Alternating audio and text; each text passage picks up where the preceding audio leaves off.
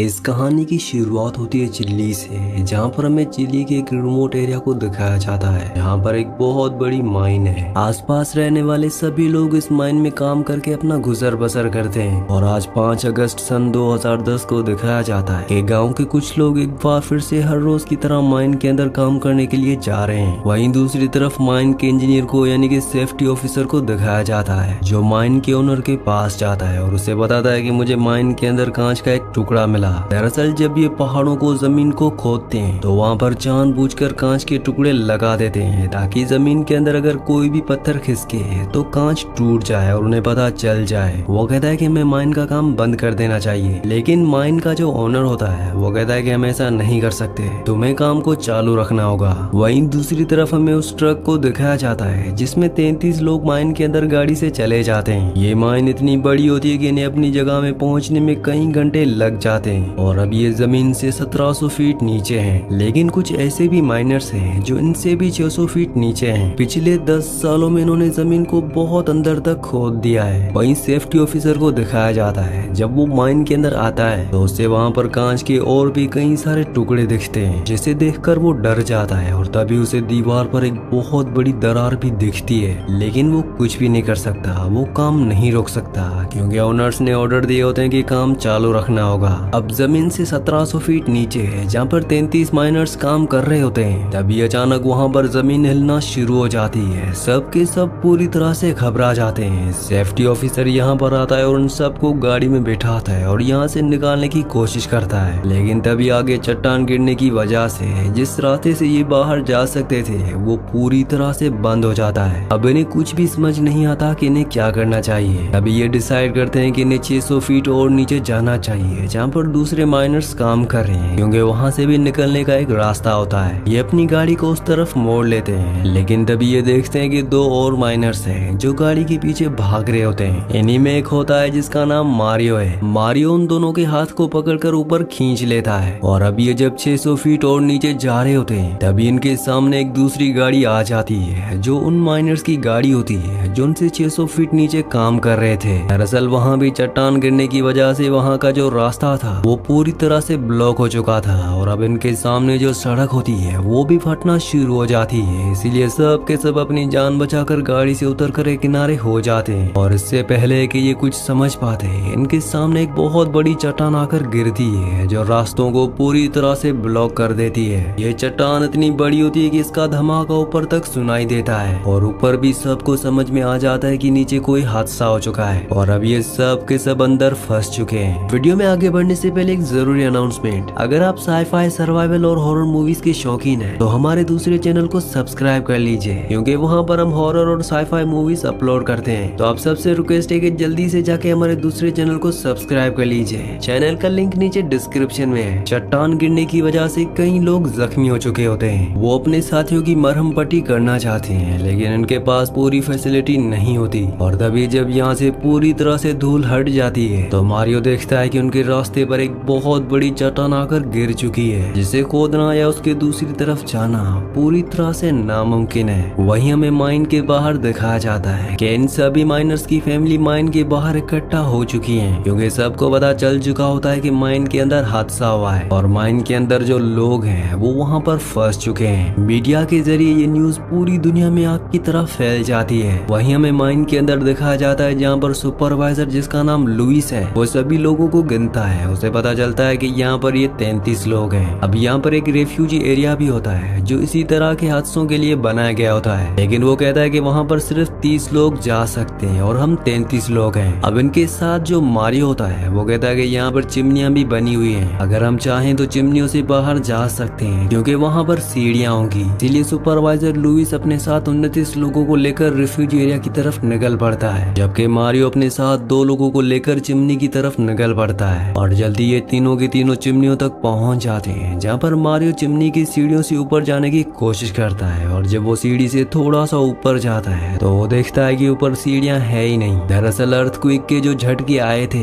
शायद उस वजह से सीढ़ियाँ पूरी तरह से टूट चुकी हैं और अब ये तीनों के तीनों यहाँ पर हताश हो जाते हैं। वहीं 30 लोगों को दिखाया जाता है जो रिफ्यूजी एरिया तक पहुंच जाते हैं। वहाँ पर वो देखते हैं कि उनके लिए खाने की सप्लाई वहाँ पर बहुत कम होती है और ना ही इनके पास दवाइयाँ होती हैं। और और अब मारियो भी अपने साथियों के साथ उसी रिफ्यूजी एरिया में पहुंच जाता है। इन सब को नहीं पता कि इन्हें कोई यहाँ पर बचाने आएगा भी कि नहीं, क्योंकि ये सब के सब जमीन से बहुत नीचे होते हैं। अब जब ये सब अपनी सोचों में डूबे होते हैं कि तभी एक बार फिर से यहाँ पर जमीन हिलना शुरू हो जाती है। सबकी सांसें थम जाती हैं। इन्हें लगता है कि अब इनकी जिंदगी का अंत आ चुका है। इन्हें अपने आगे अंधेरे के अलावा और कुछ भी नहीं दिखता और ये सब के सब गॉड से प्रेयर करते हैं। और तभी अर्थक्वेक अपने आप ही रुक जाता है। वही माइन के बाहर दिखाया जाता है जहाँ पर इन 33 लोगों की फैमिलीज वाले आ चुके हैं। वो माइन के लोगों से ऑफिसर से पूछना चाहते हैं कि अंदर क्या हो रहा है, लेकिन वो अपनी गन निकाल कर उन सबको भगाने की कोशिश करते हैं। पर वो लोग वहाँ से नहीं जाना चाहते क्योंकि उनके अपने माइन के नीचे फंसे हुए हैं। इसलिए ये वहाँ पर शोर करना शुरू कर देते हैं और बाहर पूरी रात खड़े रहते हैं। अगली सुबह हमें एक माइन ऑफिसर को दिखाया जाता है जो चिली के प्रेसिडेंट के पास जाता है और उन्हें बताता है कि माइन के अंदर कई लोग फंस चुके हैं, हमें उनकी मदद करनी चाहिए। प्रेसिडेंट कहता है कि ये काम माइन के ओनर्स का है। दरअसल ये सारी की सारी माइंस प्राइवेट होती हैं, लेकिन माइन ऑफिसर कहता है कि उनके पास इतनी एडवांस मशीनें नहीं है जिससे वो लोगों को बचा सके। आपको उनके लिए कुछ करना चाहिए। अगर आप उन सभी लोगों को बचा लेते हैं तो इंटरनेशनली आपका नाम होगा, क्योंकि ये खबर पूरी दुनिया में फैल चुकी है। प्रेसिडेंट को माइन ऑफिसर की ये बात सही लगती है और वो कहता है कि तुम उन्हें बचाने के लिए कुछ भी करो। अगली सुबह दिखाया जाता है कि माइन ऑफिसर उस माइन के बाहर पहुंच जाता है जिस माइन के अंदर 33 लोग फंसे हुए हैं। वहाँ पर वो उन सभी की फैमिलीज को यकीन दिलाता है कि वो उन सबको बचा लेंगे। और अब वो अंदर माइन के ओनर के पास जाता है और कहता है कि हमें उन 33 लोगों को बचाना होगा, लेकिन माइन का ओनर कहता है कि ऐसा नहीं हो सकता, अंदर बहुत बड़ा हादसा हुआ है, मुझे नहीं लगता कि अंदर कोई भी बचा होगा। और जिस जगह जमीन की जिस गहराई पे वो सब काम कर रहे थे वहाँ तक पहुँचना पूरी तरह से नामुमकिन है। वैसे भी वहाँ पर सिर्फ 3 दिनों का खाना है और हमें वहाँ पहुँचने में कई महीने लग जाएंगे। और तब तक अगर हम वहाँ पहुँच भी गए तो वो सब के सब भूख से मर चुके होंगे। और अब मिनिस्टर ऑफ माइन यानी कि माइन ऑफिसर को भी यकीन हो जाता है कि माइन का जो ओनर कह रहा है वो बिल्कुल सही कह रहा है। वो बाहर जाता है और लाउड स्पीकर पर सबको कहता है कि हम इस ऑपरेशन को शुरू नहीं कर सकते क्योंकि अंदर कोई भी जिंदा नहीं होगा।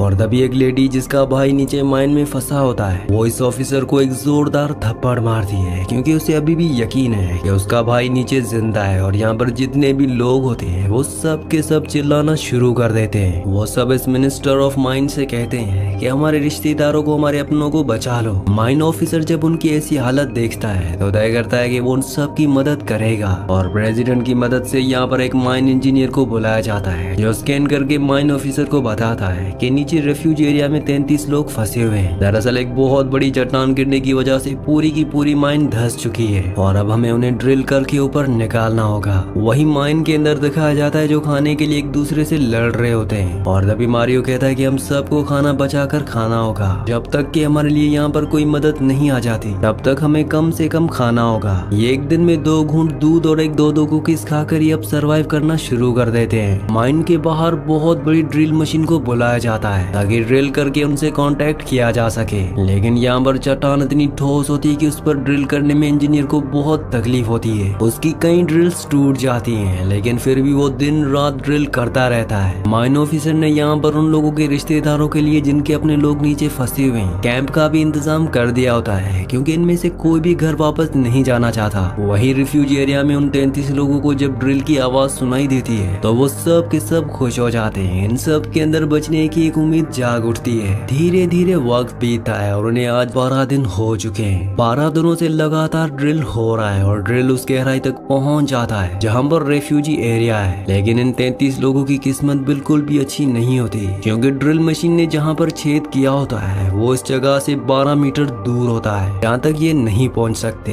यानी कि इतने दिनों की जो मेहनत थी वो पूरी तरह से बेकार हो गई। साथ ही अब इन 33 लोगों का खाना लगभग पूरी तरह से खत्म हो चुका है। बस अब इनके पास एक और दिन का खाना बचा है। वही इंजीनियर भी अपने पूरे हथियार डाल देता है। वो कहता है कि चट्टान बहुत मजबूत है और दोबारा ड्रिल नहीं किया जा सकता। हालांकि माइन मिनिस्टर उसे कन्विंस करने की कोशिश करता है कि तुम्हें उनकी मदद करनी चाहिए, उनकी फैमिलीज बाहर है, उनकी हमसे बहुत उम्मीदें हैं। लेकिन इंजीनियर उसकी बात का कोई जवाब नहीं देता और वहाँ से चला जाता है। रात को एक बार फिर से इंजीनियर माइन मिनिस्टर के पास आता है और वो कहता है कि हम एक बार फिर से ड्रिल करेंगे। और अब ये दूसरी जगह से ड्रिल करना शुरू कर देते हैं। ठोस चट्टान की वजह से इन्हें ड्रिल करने में बहुत मुश्किल आ रही होती है। वहीं माइन के अंदर दिखाया जाता है जो सब के सब पूरी तरह से हताश हो चुके हैं। हैं। ये सब के सब अब मौत का इंतजार कर रहे होते हैं क्योंकि इनका खाना कई दिन पहले खत्म हो चुका है। मारियो जब लेटा होता है तभी उसके ऊपर एक पानी की बूंद गिरती है। दरअसल ऊपर से जो दूसरा ड्रिल किया था वो बिल्कुल सही जगह पर हुआ होता है, जिस वजह से ड्रिल यानी कि छेद उस जगह हो जाता है जहाँ पर ये 33 लोग फंसे हुए हैं। और जब ये ड्रिल को यानी कि छेद को देखते हैं तो सब के सब खुश हो जाते हैं और उनके अंदर एक बार फिर से जीने की उम्मीद जाग उठती है। अब ड्रिल का जो सिरा नीचे यानी कि रिफ्यूजी एरिया में आया होता है, ये इस पर जोर जोर से मारना शुरू कर देते हैं। ऊपर जो माइन मिनिस्टर होता है वो उसे सुन लेता है। साथ ही ये ड्रिल के मुंह पर एक नोट भी बना देते हैं जिसमें मैसेज लिखते हैं कि हम सब यहाँ पर जिंदा हैं। और जब ड्रिल की रोड को ऊपर खींचा जाता है तो वो नोट सब पढ़कर बहुत खुश हो जाते हैं। इन लोगों के जितने भी रिश्तेदार बाहर होते हैं उन सब की आंखों में आंसू आ जाते हैं क्योंकि ये सब भी उम्मीद खो बैठे थे, लेकिन अब भी इन्हें यकीन है कि इनके अपनों को बचा लिया जाएगा। मीडिया के जरिए ये बात पूरी दुनिया में फैल जाती है और अब अलग अलग कंट्री से कई लोग इनकी मदद के लिए यहाँ पर पहुंच जाते हैं। नासा इनके लिए एक खास ट्यूब भेजती है जिस ट्यूब के जरिए इन तक नीचे खाना, पानी और जरूरत की चीजें भेजी जाती है। साथ ही इन्हें वीडियो कॉल से कनेक्ट भी किया जाता है जिससे अंदर फंसे सभी लोग अपने अपने लोगों से बाहर बात करते हैं। साथ ही चिल्ली के जो प्रेसिडेंट होते हैं वो भी उन 33 लोगों से बात करते हैं। वो उन्हें यकीन दिलाते हैं कि इस बार जो क्रिसमस आएगा तुम अपनी फैमिली वालों के साथ मनाओगे, जिससे सब के सब बहुत खुश हो जाते हैं। अब जो ऊपर इंजीनियर होता है वो इन 33 लोगों को बाहर निकालने के लिए, बचाने के लिए 3 अलग अलग प्लेन्स बनाता है ताकि अगर 1 या 2 प्लेन खराब भी हो जाए तो तीसरे प्लेन से इन्हें बचाया जा सके। अब इन्हें बचाने के लिए काम शुरू किया जाता है, लेकिन जल्दी इनका प्लेन 1 और प्लेन 2 पूरी तरह से खत्म हो जाते हैं, यानी कि वो पूरी तरह से फेल हो चुके हैं। और अब इनके पास प्लेन 3 बचा हुआ है जिसमें इन्हें काफी मुसीबतों का सामना करना पड़ता है। लेकिन इंजीनियर एक बार फिर से उस प्लेन को शुरू करके अपने काम को एक बार फिर से शुरू कर देता है। पर अब बड़ी मुश्किल ये होती है कि जो चट्टान नीचे माइन के ऊपर गिरी थी अब वो धीरे धीरे नीचे खिसक रही है, यानी कि जल्द से जल्द इन सब को ऊपर लाना होगा, नहीं तो ये सब के सब चट्टान के नीचे दब जाएंगे। लगातार ड्रिलिंग करने के बाद ये उस चट्टान तक पहुंच जाते हैं जो माइन के ऊपर गिरी थी। वो बहुत ज्यादा ठोस होती है इसीलिए उसके ऊपर ड्रिल नहीं हो रहा होता